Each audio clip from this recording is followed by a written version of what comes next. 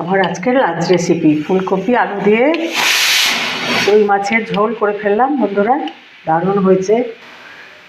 তার সাথে চাটনি আমার 2 দিনের জন্য, কালকের জন্য আলাদা আলাদা তুলে রেখে দিলাম। তার সাথে রায়তা তৈরি করব, তাই রায়তার জন্য একটু শসা কুড়িয়ে রেখেছি, দই, টক দই, পেঁয়াজ কুচি, লঙ্কা কুচি, একটু সামান্য লঙ্কার গুঁড়ো আর গোলমরিচের গুঁড়ো, সাথে লবণ এই দিয়ে রেখেছি, একটু চিনি। ভালোভাবে জল দিয়ে এটাকে আমি রায়তা তৈরি করে নেব। কাশ্মীরি লঙ্কার গুঁড়ো একটু ছড়িয়ে দিলাম, দেখতে কালারফুল হয়ে গেল বন্ধুরা। রায়তাটা কিন্তু দারুণ হয়েছে খেতে, গোলমরিচের গুঁড়ো দিয়েছি। খুব সাধারণ আজকে আমাদের সিম্পল দুপুরবেলার লাঞ্চ রেসিপি শেয়ার করলাম।